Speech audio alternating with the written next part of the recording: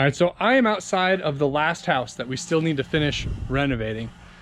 And yesterday I had talked to you about how being under contract isn't good enough in this market, and how I feel that prices are going to come down after people start going back to work and find that the credit bubble has popped and things are not going back to normal, and we're going to have some deflation and it's going to hurt things, including housing prices.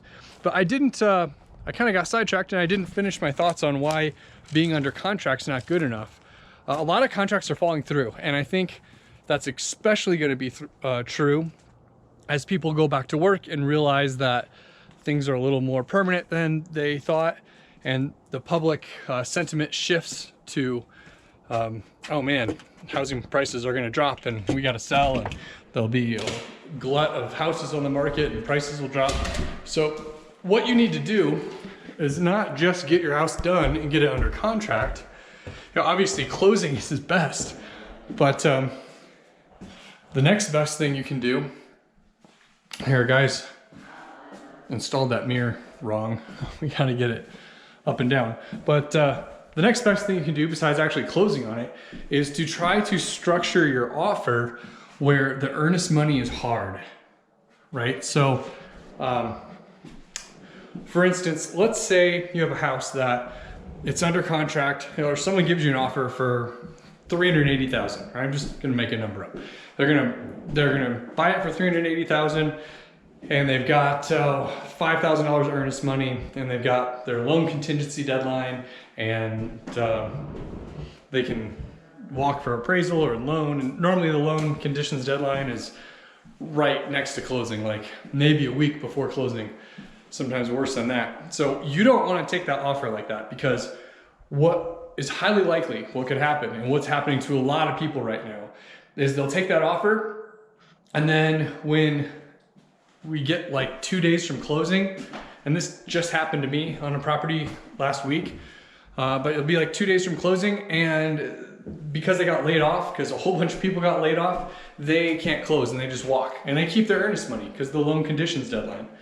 So a better deal to make, you have that same offer comes in, you say, hey look, how about I sell you the house for $370,000 to work against yourself. You're gonna lower the price by 10 grand, and they're gonna put a minimum of $10,000 earnest money down, and there's no contingencies beyond the inspection deadline, right? So you're gonna give them the inspection out, so you're not trying to hold them to losing their earnest money if they find out they don't like the house at inspection. And normally you give them about a week for that.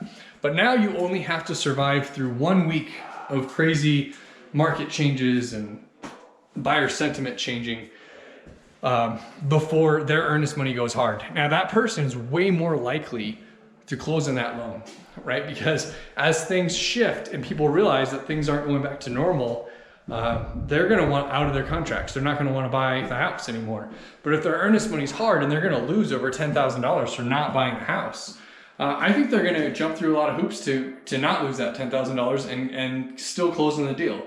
And if they do leave you hanging because they lost their job, at least you have $10,000 cash, which is way better than nothing, because you still are going to be in a predicament. You're going to have the house still, and you're going to be selling it into a much crappier market than you thought you were. Because I think if we all go back to work at the end of April, then that's about when the housing prices are going to really start to shift.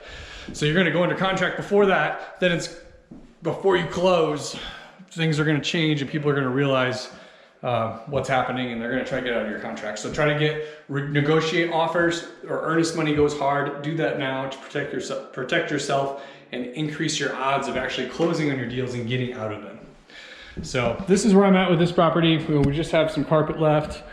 We got some exterior siding that's rotted that we're replacing. We got to paint the outside. We're right there at the finish line. A whole lot of cleanup. But I am definitely looking forward to getting this one on the market. Besides this, I've got another one under contract that it fell out of contract once already and put it back under contract. I'm hoping that one closes.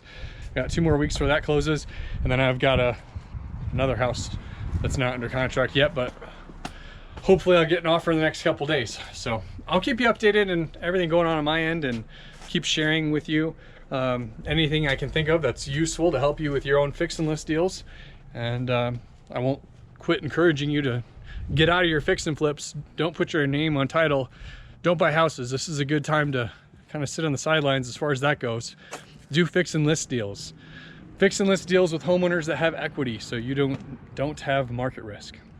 Anyway, I'll show you this house again when it's all done. Thanks for watching.